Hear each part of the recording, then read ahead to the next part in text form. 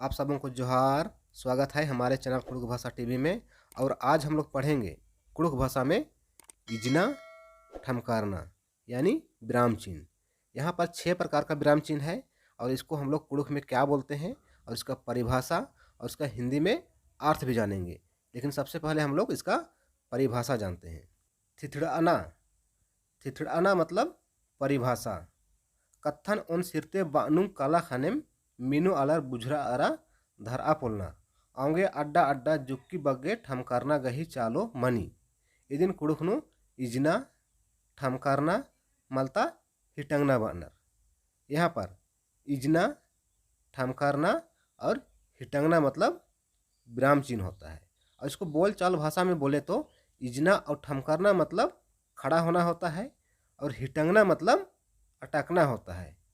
हिटंगारा करा यानी अटक गया। अब जानते हैं इसका हिंदी में परिभाषा।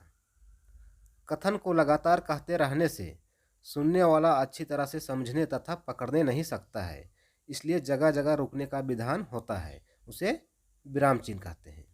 अब आते हैं इजना मलता ठमकारना गही मधे यानी विराम चिन्ह के प्रकार। यहाँ 1 नंबर में है कटिक इजना। कटिक इजना मतलब अल्प विराम। और बोलचाल भाषा में बोले तो कटिक इजना को थोड़ा रुकना बोलते हैं। और इसका परिभाषा इसन इन घड़ी मलता ठमकारना मानी असन ई चिन्हा लगी यानी जहाँ पर थोड़ा रुकना होता है वहाँ ऐसा चिन्ह लगता है। जैसे इन बलदन, उसके बाद में है अल्प विराम आंगे मल कालोन। इन बलदन मतलब मैं नहीं जानता हूँ। आंगे मल कालोन, आंगे मतलब इसलिए, मल मतलब नहीं, कालोन मतलब जाऊंगा, इसलिए मैं नहीं जाऊंगा।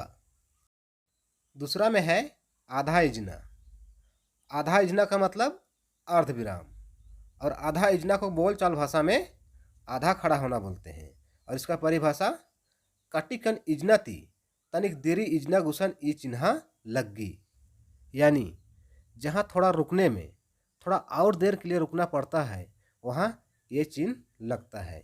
जैसे सोमरस रांची काला लगदस, यहाँ थोड़ा रुकना है तो यहाँ अर्धविराम लगेगा। आगे है समीर नीनहू काला, इसको अब हिंदी में जानेंगे। सोमरस रांची काला लगदस, इसका मतलब होगा सोमरा रांची जा रहा है।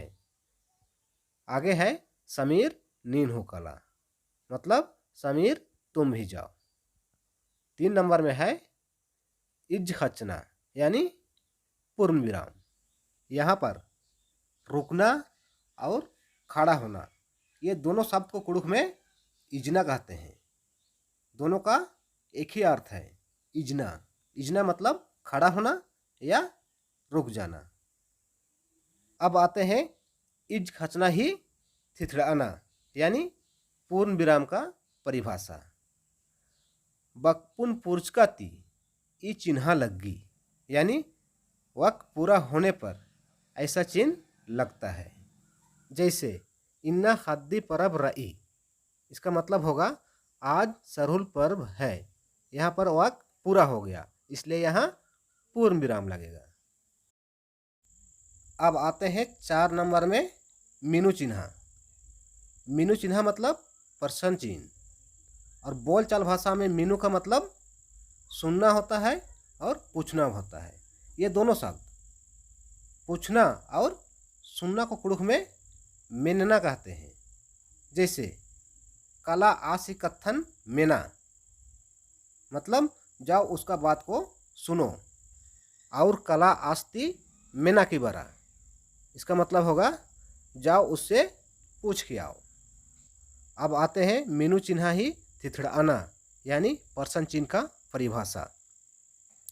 मेन्ना कत्था गही खोखानु ई चिन्हा लग्गी यानी प्रश्न सूचक वाक्य के अंत में ऐसा चिन्ह लगता है। जैसे निघाय एंदेर नामे, निघाय, निघाय मतलब तुम्हारा, एंदेर मतलब क्या और नामे मतलब नाम, तुम्हारा क्या नाम है।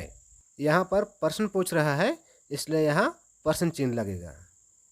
पांचवा में है हाइकट या ताजुब यानी विस्मयबोधक चिन्ह।